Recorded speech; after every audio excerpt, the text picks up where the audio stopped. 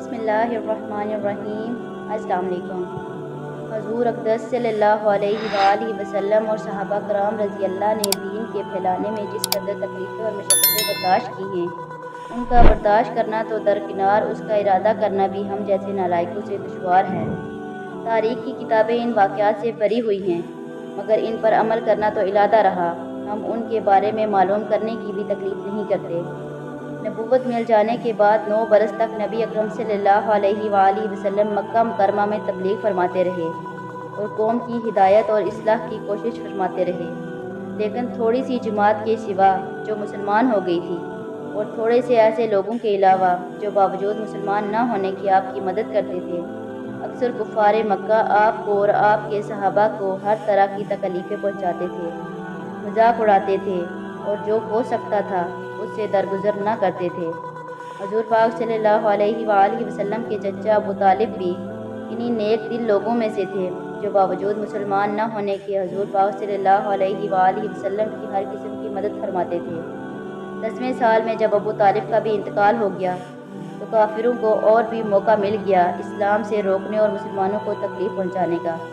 حضور اقدس صلی اللہ علیہ وآلہ وسلم اس خیال سے طائف تشریف لے گئے کہ وہاں قبیلہ ثقیف کی بڑی جماعت ہے، اگر وہ قبیلہ مسلمان ہو جائے تو مسلمانوں کو ان تکلیفوں سے نجات ملے اور دین کے پھیلنے کی بنیاد بڑھ جائے۔ وہاں پہنچ کر قبیلہ کے 3 سرداروں سے جو بڑے درجے کے سمجھے جاتے تھے گفتگو فرمائی اور اللہ کے دین کی طرف بلایا، اور اللہ کے رسول صلی اللہ علیہ وآلہ وسلم نے ان کو اسلام کی دعوت دی، مگر ان لوگوں نے بجائے اس کے دین کی بات کو قبول کرتے کہ کم سے کم عرب کی مشہور مہمان نوازی کے لحاظ سے خاطر و مدارت کرتے، صاف جواب دے دیا اور نہایت بے رخی اور بد اخلاقی سے پیش آئے۔ ان لوگوں نے یہ بھی گوارا نہ کیا کہ آپ یہاں کیا فرما لیں۔ جن لوگوں کو سردار سمجھ کر بات کی تھی کہ وہ شریف ہوں گے اور مہذب گفتگو کریں گے، ان میں سے ایک شخص بولا، اوہو، آپ ہی کو اللہ نے نبی بنا کر بھیجا ہے۔ دوسرا بولا، اللہ کو تمہارے سوا کوئی اور ملتا ہی نہیں تھا جس کو رسول بنا کر بھیجتے۔ تیسرے نے کہا، میں تجھ سے بات نہیں کرنا چاہتا اس لیے کہ اگر تو واقعی ہی نبی ہے جیسا کہ دعویٰ ہے تو تیری بات سے انکار کر دینا مصیبت سے خالی نہیں، اور اگر جھوٹ ہے تو میں ایسے شخص سے بات نہیں کرنا چاہتا۔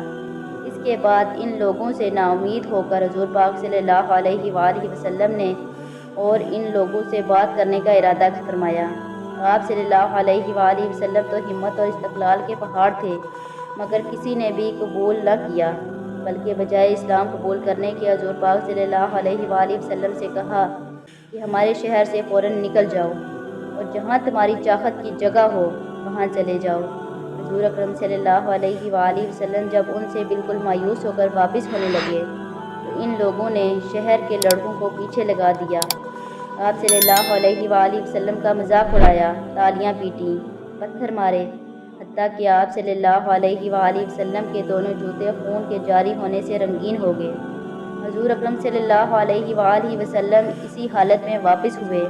جب راستہ میں ایک جگہ ان شریروں سے اطمینان ہوا تو حضور اکرم صلی اللہ علیہ وآلہ وسلم نے دعا مانگی، اے اللہ، تجھی سے شکایت کرتا ہوں میں اپنی کمزوری اور بے کسی کی اور لوگوں میں ذلت اور رسوائی کی۔ اے ارحم الراحمین، تو ہی میرا پروردگار ہے، تو مجھے کس کے حوالے کرتا ہے؟ کسی اجنبی بیگانے کے جو مجھے دیکھ کر ترش رو ہوتا ہے اور منہ چڑھاتا ہے، یا کسی دشمن کے جس کو تو نے مجھ پر قابو دے دیا؟ اے اللہ، اگر تو مجھ سے ناراض نہیں ہے تو مجھے کسی کی پرواہ نہیں ہے، تیری حفاظت مجھے کافی ہے۔ میں تیرے چہرے کے اس نور کے طفیل جس سے تمام اندھیرے روشن ہو گئے اور جس سے دنیا اور آخرت کے سارے کام درست ہو جاتے ہیں، اس بات سے پناہ مانگتا ہوں کہ مجھ پر تیرا غصہ ہو یا مجھ سے ناراض ہو۔